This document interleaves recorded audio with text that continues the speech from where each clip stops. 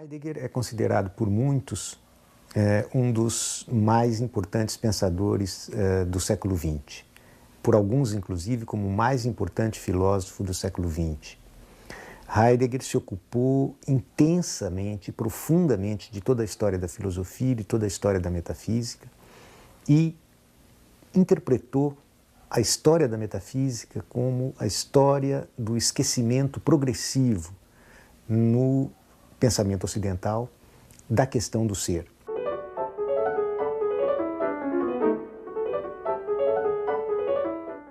Serenidade e o deserto que cresce, dois temas que não parecem à primeira vista clássicos. Serenidade mais bem um tema meditativo, o deserto que cresce parece mais bem um tema ecológico. Como isso se junta no nível de um pensamento filosófico?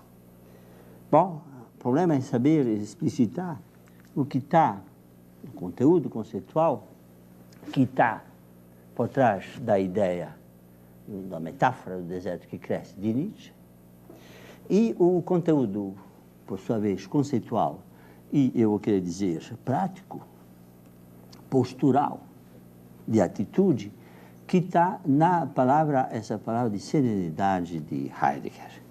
Parece que uma coisa chama a outra e uma coisa se contrapõe à outra. Parece que o deserto que cresce é uma ameaça, e tudo indica que a serenidade de Heidegger aponta para uma postura, um modo de enfrentar essa ameaça, de tolerar, suportar essa ameaça. Heidegger seria como se fosse um moralista do deserto, algo assim. Moralista não no sentido, evidentemente, de regras precisas, de caminhos. No deserto não tem caminhos. No deserto, no máximo, pode-se, digamos, orientar pelos 4 pontos cardeais. A orientação tem que provir não de pequenas estradas de vizinhanças, mas deve vir de uma amplitude do horizonte que o próprio deserto abre. Essa serenidade não é serenidade de um cultivador de jardim. Essa serenidade deve ocupar uma região muito mais ampla, o deserto. Eu queria esboçar alguns momentos do processo de desertificação identificado por Nietzsche, olhando nesse processo com os olhos de Nietzsche, mas também com o olho de certas outras testemunhas desse mesmo processo, para chegar então a Heidegger e ver como ele o viu, qual é o diagnóstico que é ecológico, se podemos dizer assim, que ele fez, e tentarei, no final, também apontar para uma configuração do conceitual que permitiria ver esse mesmo desafio diante do ser humano de maneira não mais heideggeriana, pós-heideggeriana, apoiada nos ombros de um gigante. Uma tentativa de, talvez, sugerir a vocês que o diagnóstico de Heidegger da desertificação não esgotou todos os problemas que esse fenômeno nos traz.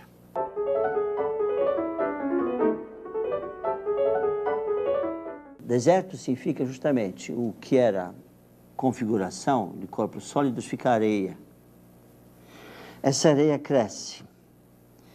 O que é que está sendo posto em questão?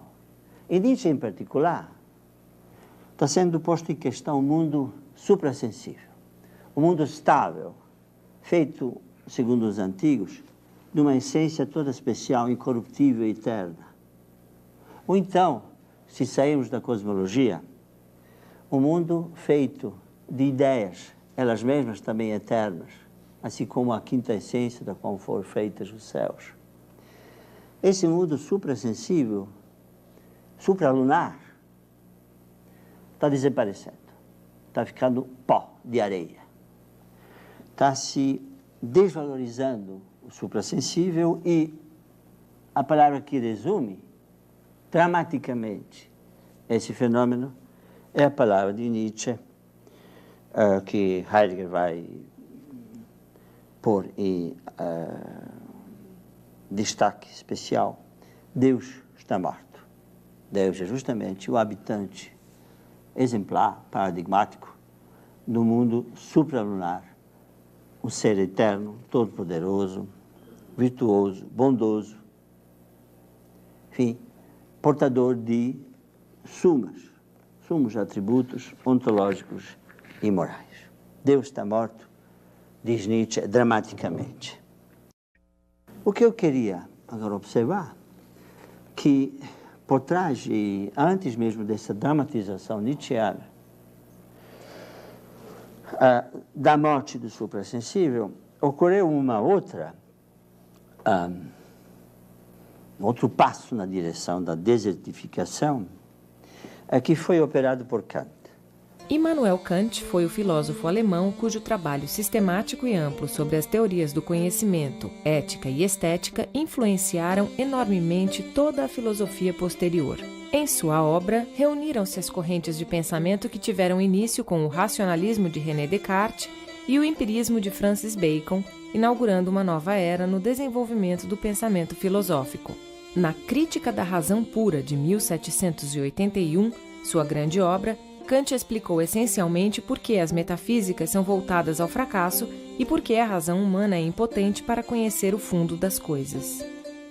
Já em Kant acontece o seguinte: o termo Deus, a palavra Deus, é o termo sem referente, o termo pó, o termo que não se refere a algo que possamos identificar de maneira determinada.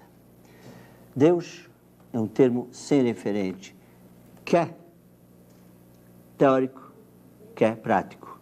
Eu sei que meus amigos filósofos vão poder pôr em questão essa interpretação da semântica do termo Deus, mas eu ouso dizer isso. Assim como também todos os termos que se referem, que eles sejam termos singulares, que eles sejam termos gerais, por exemplo, átomo, força gravitacional, alma simples, pessoa. Todos esses termos que se referem a algo que não é do domínio exclusivamente sensível, do domínio da experiência possível, eles também são flatus vocis. Eles são, então, termos que não atingem nada. São termos vazios de conteúdo. Antes de Nietzsche dizer Deus está morto, Kant disse uma outra palavra muito menos dramática, mas talvez ainda tão poderosa, tão destruidora do mundo tradicional, que é a seguinte: o termo Deus não tem referente determinável nem no domínio prático, nem no domínio teórico. Segunda palavra, todos os termos, segundo a afirmação de Kant, todos os termos análogos ao termo Deus são sem referentes, e todos os predicados ou substantivos que se referem ao domínio suprassensível são sem referentes. O suprassensível foi desvalorizado semanticamente, por um determinado modo de se usar as palavras, preconizado por Kant. Preconizado por Kant para que o ser humano aprenda a usar palavras de tal maneira que possa resolver seus problemas neste mundo. O outro termômetro, outro sinalizador da catástrofe semântica que Kant introduziu por as suas teses, da impossibilidade de se falar sobre o suprassensível, outro termômetro é Heine. Heine é um poeta judeu-alemão que foi para a França, e que disse aos franceses o seguinte: vocês mataram os reis de vocês, mas eu venho de um país onde se fez um crime muito pior. Os alemães mataram o Ser Supremo. É muito pior. E quem executou essa operação foi Kant. Já no século XVIII, outros pensadores atestaram esse mesmo fato da quebra do suprassensível. Isso se, inclusive, mostrou da seguinte forma: não somente o suprassensível está ameaçado, mas as estruturas do mundo sensível, à medida onde elas são internas, são também ameaçadas. Não há mais a natureza sobre a qual poderíamos nos debruçar e sobre a qual poderíamos falar. É o nosso entendimento que embute na natureza as suas próprias leis.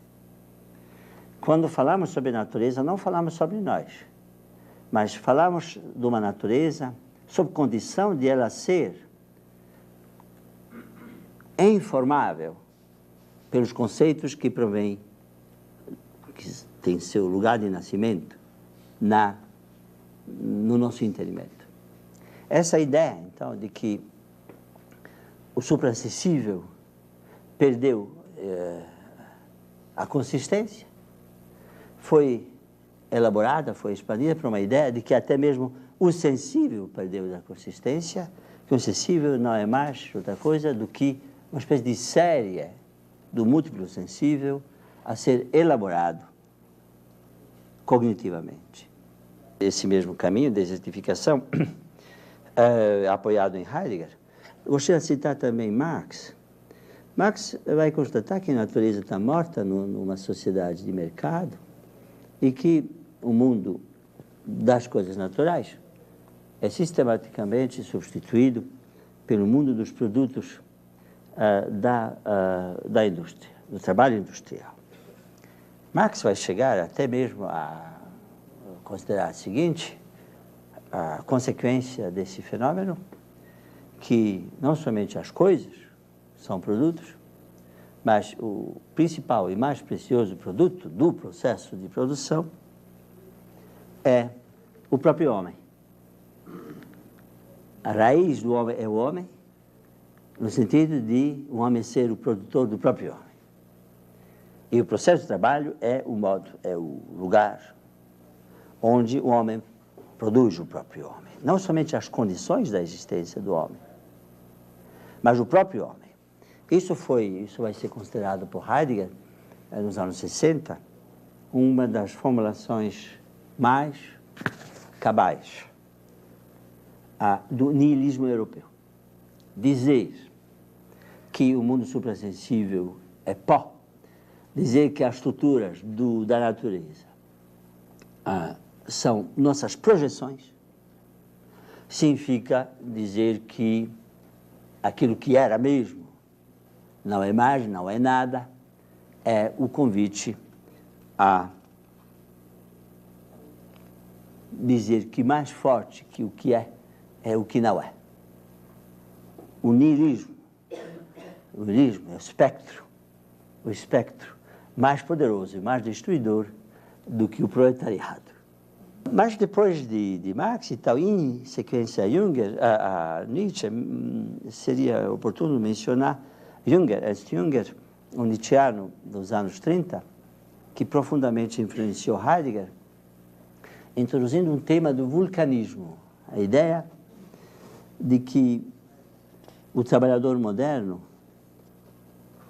é que nem o deus vulcão antigo, deus fabricante, mas esse vulcão tem o sentido do vulcão mesmo, geograficamente falando, ou ecologicamente falando, de uma força que estremece todos os alicerces da ecologia, da situação ecológica no lugar, que à medida onde a forma, a gestalt do trabalhador domina o que é presente nos dias de hoje, a essência de todas as coisas é abalada.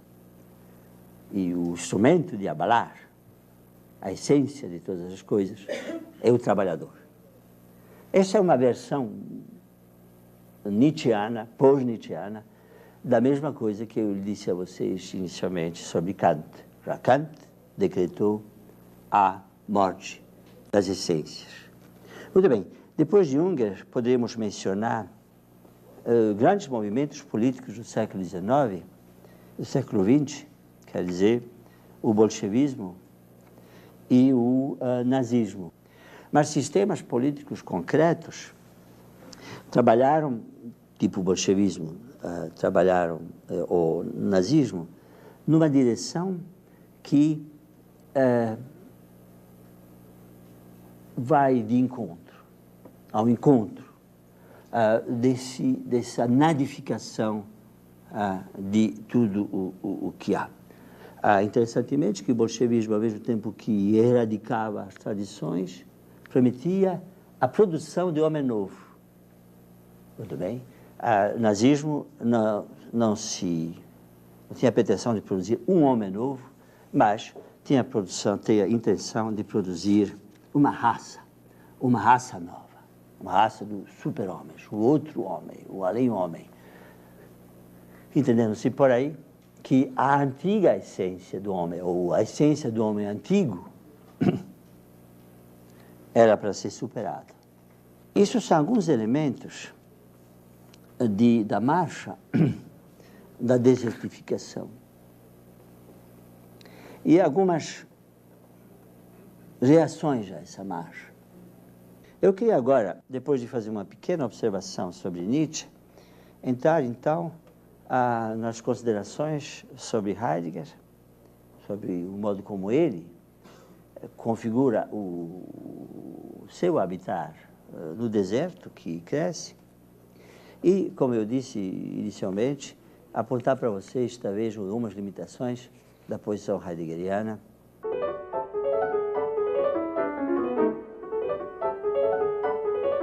Nietzsche, ao se defrontar com a morte de Deus e a morte da natureza, concebeu um projeto de salvar a Terra, então. Já que não é possível salvar o mundo suprassensível, é impossível ressuscitar Deus, e sozinho não vai ressuscitar, ele vai condenar o mundo suprassensível como uma ficção e vai se ater a algo que, em última análise, seria a última realidade, ou a primeira realidade, algo que seria o chão a partir do qual, ou sobre o qual podíamos ainda nos manter em pé. Eu entendo por aí que ele tentou entender que o único sentido que ainda podemos atribuir ao mundo no qual estamos, determinado por essa catástrofe ontológica que é o niilismo, é um mundo no qual se assegura e se vai aumentando o poder de coisas umas sobre as outras. O vetor de poder que é interno às coisas do mundo, interno às coisas sensíveis. Poder que não é uma instância externa, um Deus todo-poderoso, mas um poder interno, coisas enquanto poder, enquanto instâncias do poder, essas coisas, enquanto instâncias do poder, podem elas mesmas ser dotadas, revestidas de sentido, ou melhor, elas reconhecidas como origem do sentido. E qual pode ser o sentido desse sentido? Asseguramento e aumento do poder. Assim que eu leio Nietzsche nesse ponto, como alguém que tenta, no deserto, onde tudo fica pó, onde os sentidos dos termos que se referem às essências das coisas e às coisas eternas, onde esses termos se esvaziam de sentido, a si mesmo atribuir um sentido naquilo que encontramos diante de nós. Dar um vetor de crescimento, um vetor que aponta para o mais, para o além nesse mundo, esse vetor, então, eu entendo, na concepção de Nietzsche, passou a ser o poder, um asseguramento, o crescimento do poder, a vontade do poder. A ideia da vontade de poder deve ser entendida como conduzida, intimamente relacionada com a ideia da técnica. Esse é o grande tema de Heidegger, essa conexão, primeiro, constatação do fenômeno da técnica e o acoplamento da técnica com a metafísica da vontade de poder, como ele diz, com o conceito nietzschiano de asseguramento e crescimento do poder como o único lugar do sentido. Heidegger vai dizer que técnica justamente é um dos resultados, uma das consequências inevitáveis da vontade de poder. E o que significa técnica? Técnica é maquinação, diz Heidegger. Técnica é instalação de tudo. Técnica é uma instalação de tudo que se vale da representação, que se vale de um certo modo de chegar às coisas, que é a representação das coisas, recolocação de coisas diante de nós, contra nós, de tal forma que nós podemos transformar coisas em outras coisas. Filosofia da técnica é, sem dúvida, uma das maiores contribuições de Heidegger para a filosofia ocidental. Ela é uma tentativa de pensar a técnica para além de uma concepção meramente instrumental. A filosofia da técnica heideggeriana pensa a técnica na perspectiva da história do ser, como um acontecimento no destinamento do ser. Portanto, a técnica não é mais compreendida por ele como algo posto à disposição e ao controle do fazer humano, mas é algo que transcende essa dimensão e que se apresenta no mundo como uma destinação do próprio ser. Esta concepção não utilitária, não instrumental da técnica faz a grandeza da filosofia da técnica de Heidegger. Ela se constrói, a meu ver, em intensa discussão com a filosofia de Nietzsche, em particular com o conceito nietzschiano de vontade de poder, que é, para Heidegger, um espelhamento, uma espécie de figuração da técnica moderna.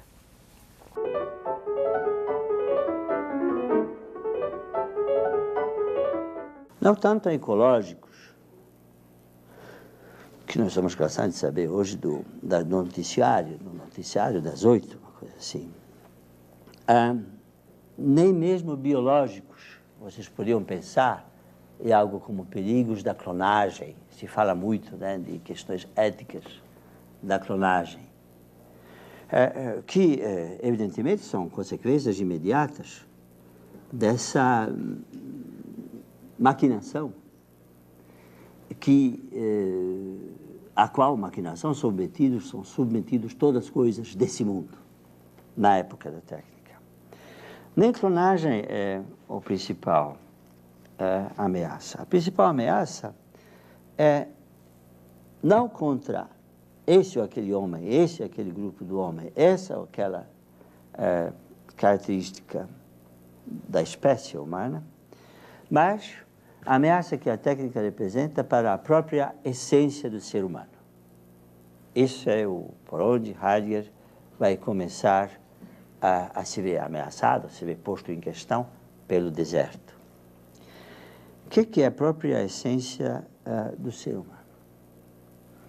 A essência do ser humano é não de ir na direção do suprassensível, isso é impossível, mas de transcender o sensível. Heidegger vai recuperar a ideia além do sensível, introduzir uma ideia de transcendência. O ser humano é ele mesmo transcendente. O ser humano é nele mesmo improduzível. A raiz do homem não é o homem. A raiz do homem não é homem.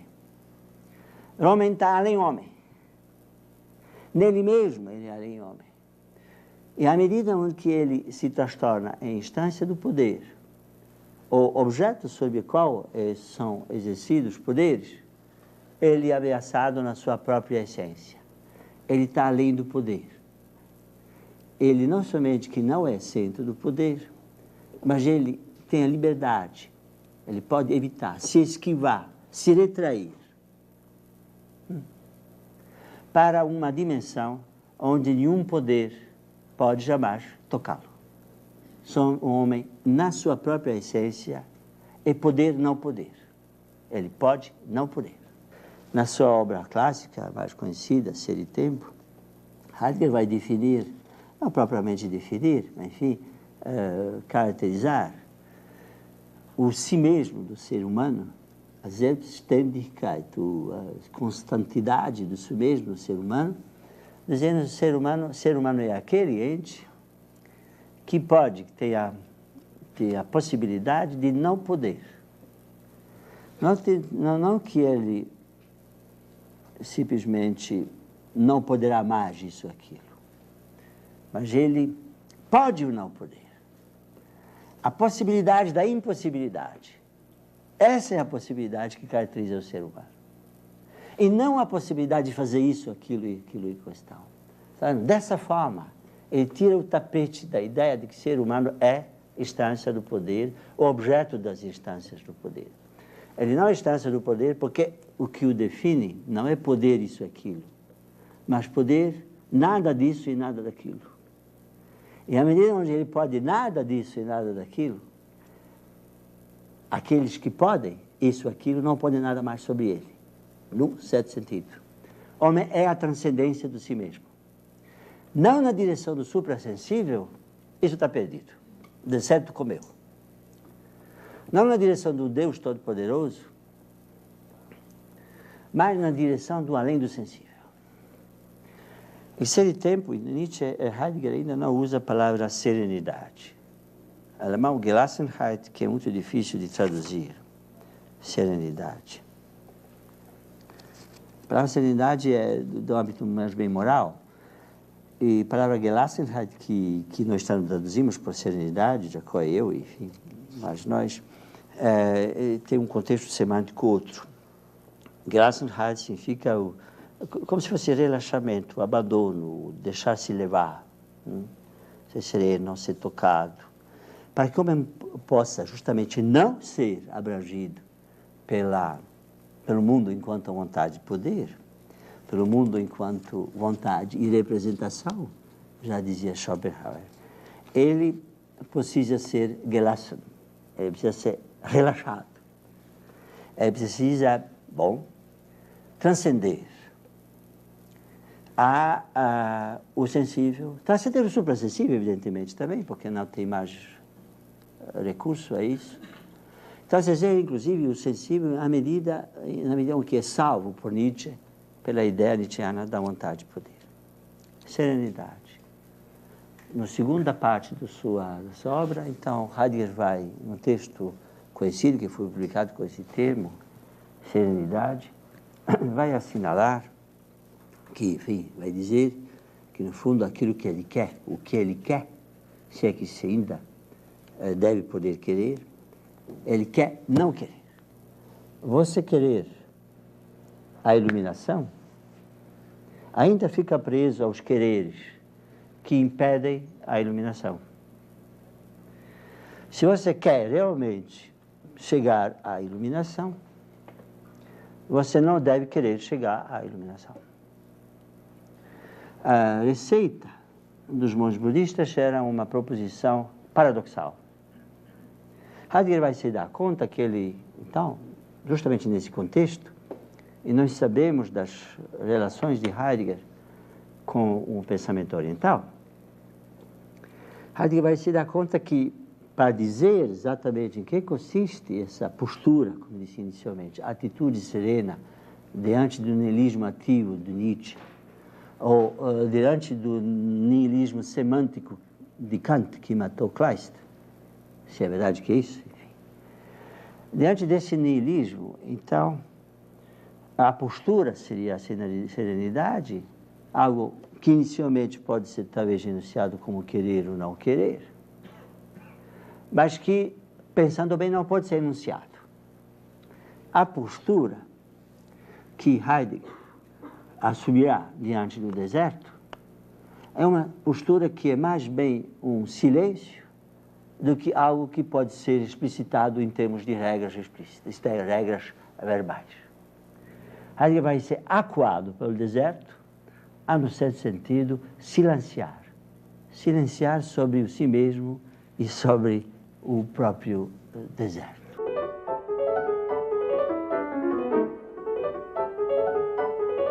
Assim como o deserto começou por uma semântica, uma teoria da linguagem, como eu disse, kantiana, no essencial, teoria da linguagem kantiana, a defesa contra esse deserto vai ser formulada por Heidegger também numa forma de teoria da linguagem.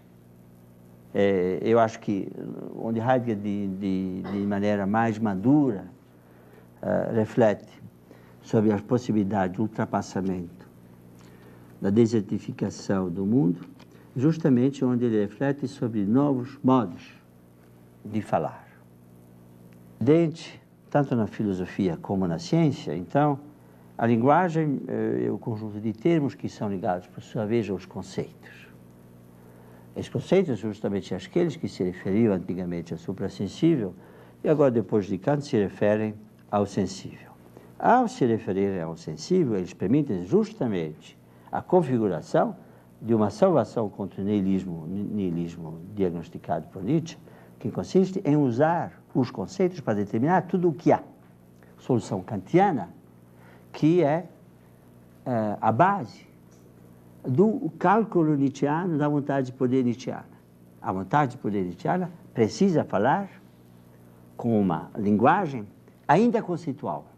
Uma linguagem que, embora não determine essências, permite computar, calcular, determinar as coisas e transformar coisas determinadas assim, assado, em coisas determinadas de outra forma. Linguagem, então, é um dos instrumentos básicos, até mesmo a essência da ideia nietzscheana de que o único sentido de salvação da Terra está na vontade de poder, na vontade da vontade. Se é assim, nós devemos usar a linguagem, ou pensar a essência da linguagem, não mais em termos dos conceitos, que permitem calcular, determinar, computar, assegurar e aumentar o poder, mas em termos de uma linguagem impotente, uma linguagem não determinante. Heidegger vai tomar por empréstimo algumas ideias vindas do horizonte totalmente diferente do nosso, por uma razão estrutural. Heidegger vai pensar que a desertificação do mundo, no fundo, não começou com Kant. Começou muito antes. Começou com Descartes, começou com os gregos, começou com a metafísica grega, começou quando o Ocidente inventou os conceitos e a ciência. Quando o Ocidente inventou os conceitos e a ciência, um determinado modo de usar a linguagem, o Ocidente se condenou ao niilismo. Precisávamos, diz Heidegger, sair, então, do Ocidente, sair da história do Ocidente. Em particular, então, sair da concepção ocidental da linguagem enquanto instrumento conceitual da mente ou da vontade de poder. Qualquer que seja a linguagem, mesmo nietzscheana, a concepção da linguagem, mesmo a nietzscheana, ela, de alguma maneira ou outra, quando Nietzsche fala das ficções, por exemplo, ciência como ficções, ela, de alguma maneira ou outra, ainda adere à tradição ocidental de determinação do determinável. Enfim, Heidegger vai justamente querer ultrapassar isso e ele vai emprestar ao Ocidente as ideias, uma ideia básica, que vai lhe servir de configurar um ponto de partida novo de reflexão sobre a linguagem e, portanto, sobre a serenidade. A ideia vem do teatro no. O teatro no, do japonês no, que significa talento ou habilidade, é uma das principais formas do drama musical clássico japonês executado desde o século XIV. No teatro no, os atores simplesmente utilizam suas aparências visuais e movimentos para sugerir a essência do que estão narrando ao invés de atuar a trama em si, já que a maioria dos espectadores conhece previamente a história que está sendo encenada. Nos espetáculos, não existem cenários e, por isso, há um grande simbolismo nas palavras e movimentos, além de inúmeras alusões à história cultural do Japão. Um ator, um personagem no teatro no, quando quer mostrar que se defronta com um obstáculo, por exemplo, com uma montanha que ele precisa subir, ele não mostra a montanha, e essa montanha não é pintada no cenário. Ele faz um gesto. E esse gesto indica, aponta para a montanha e faz surgir a montanha. De onde? De lugar nenhum. O teatro é vazio, o cenário é vazio.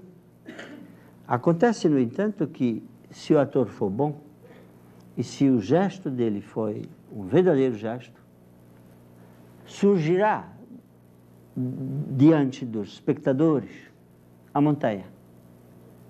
Eles virão a montanha.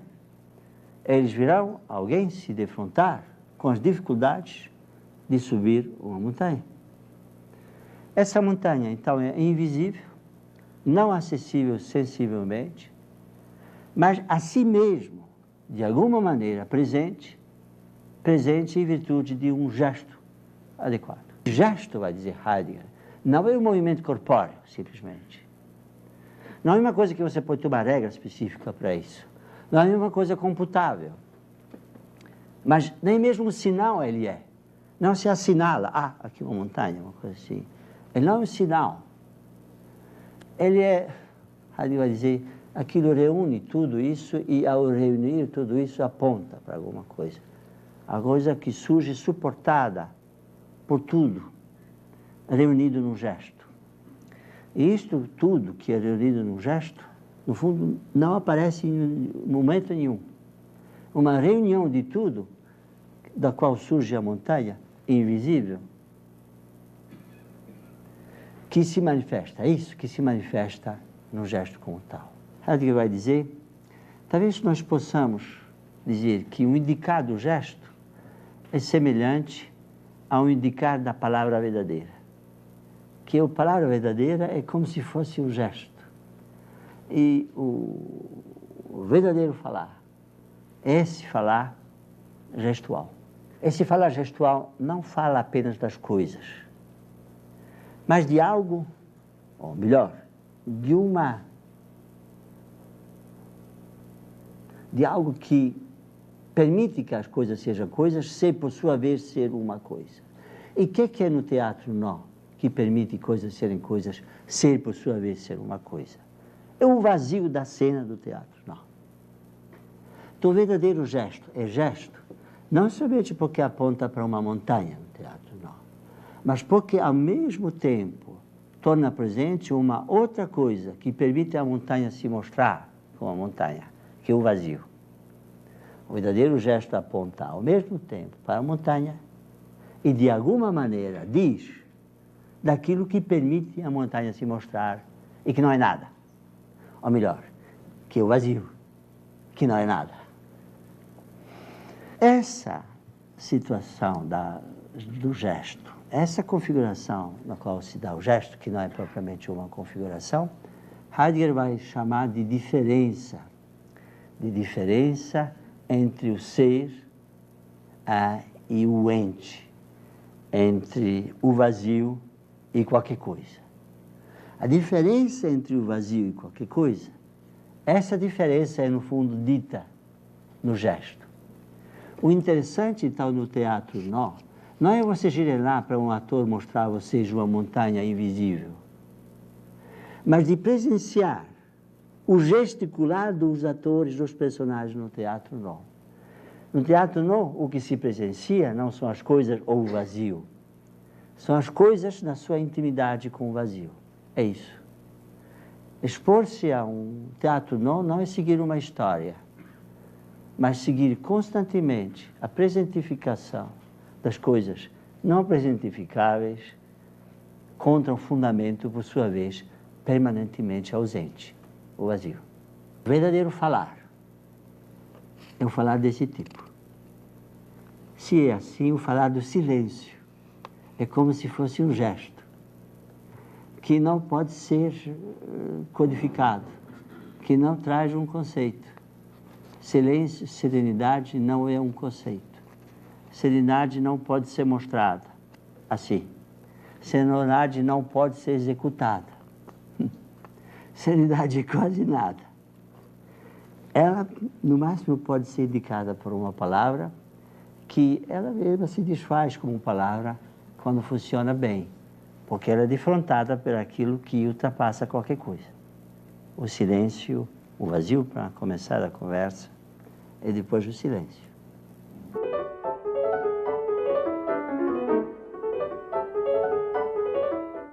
Eu lembrei que o Cézanne, por exemplo, quando ele começou a pintar a montanha, ele disse assim: eu preciso esquecer tudo que a ciência me ensinou.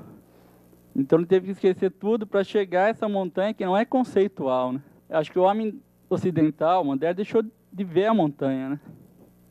O Cézanne ainda pinta montanhas, não é isso? Talvez isso seja dito, isso seja rápido demais.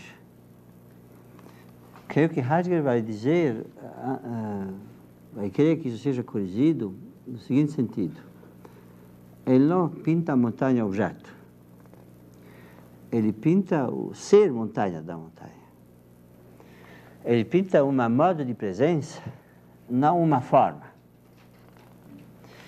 O que é um modo de presença? A solidez da montanha, por exemplo. O volume que ela ocupa. A força da montanha. Essa densidade que tem nela. Isso é uma das características básicas, creio, das pinturas de Cézanne. Tanto Cézanne, eu acho, como Van Gogh, diriam que eles não pintavam coisas, embora são pintores não abstratos. Em Van Gogh, em particular, vai dizer: eu não pinto coisa, eu pinto natureza. Eu pinto natureza. Então, aí você vai me dizer: mas me pinta uma natureza sem pintar um galho ou sem pintar uma flor. Ele não consegue pintar a natureza. Então, tem uma diferença entre o galho pintado e esse ser galho da natureza. A natureza que é galho. Isso eu acho que é constitutivo, que poderia ser dito constitutivo, das pinturas desses dois pintores, e é aquilo que fascinava tanto Heidegger nos dois. Agora, no teatro, nós temos um outro passo ainda, o que é interessante. No teatro, não, pelo menos no que eu evoquei aqui no cenário, nem mesmo as montanhas do tipo de Cézanne tem, nem mesmo os galhos do tipo de Van Gogh. O que caracteriza, em particular, a pintura zen-budista chinesa, vamos dizer, do século XIII e tal, é a presença constante, uma espécie de desfazimento constante de algo como um ambiente natural das coisas. Então, as coisas são extremamente descontextualizadas.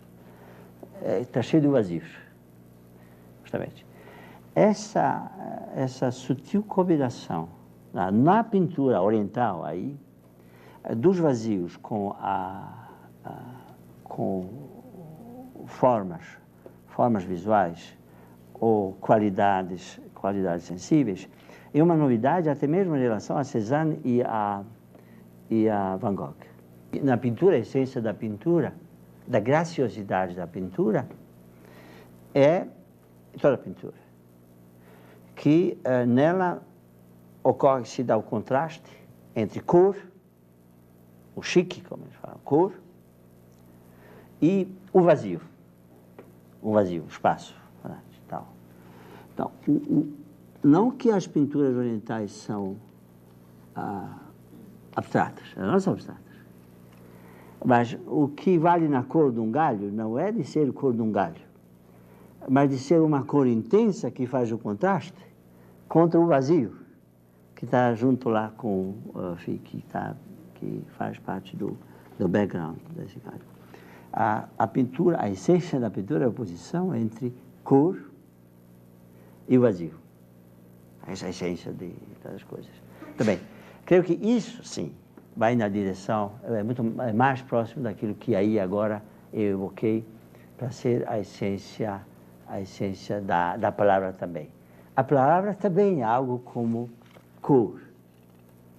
A palavra japonesa para a língua, não é língua, é kotoba. Heidegger vai discutir esse termo. Ba significa floração, folhas, folhagens, flores. E koto, acontecimento, evento. Evento da floração. A linguagem. A linguagem, as palavras são como pétalas de flor. Tanto justamente não signos e justamente não conceitos. Isso possivelmente não é a última palavra sobre a palavra. Creio que esse extremo ao qual chega Heidegger talvez não seja tudo que convém considerar quando se considera esse fenômeno de certificação constatado por Nietzsche e por Heidegger.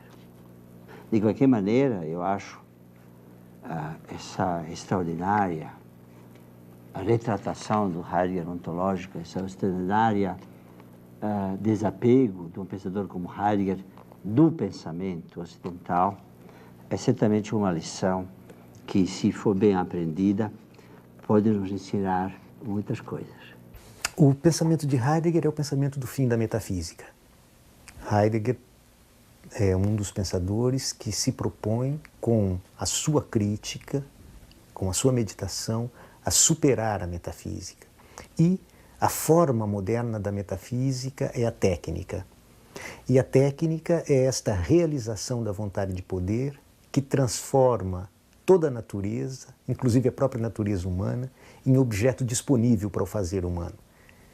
Ora, nesse sentido, esta total reificação e manipulação de todos os entes, inclusive do próprio homem, pela produção e consumo tecnológico, acaba transformando o homem da antiga posição de senhor da natureza em objeto da sua própria atividade técnica. E isto ameaça a reduzir em dignidade e em valor a própria figura do humano no mundo.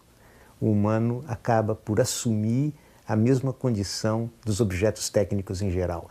Portanto, para dar um exemplo de como essa importância de Heidegger é decisiva, toda a nossa discussão atual sobre a produção tecnológica e industrial da vida, sobre manipulação dos corpos, sobre a crise ecológica, sobre a transformação do mundo em objeto manipulável, tudo isso passa necessariamente pela filosofia da técnica de Heidegger.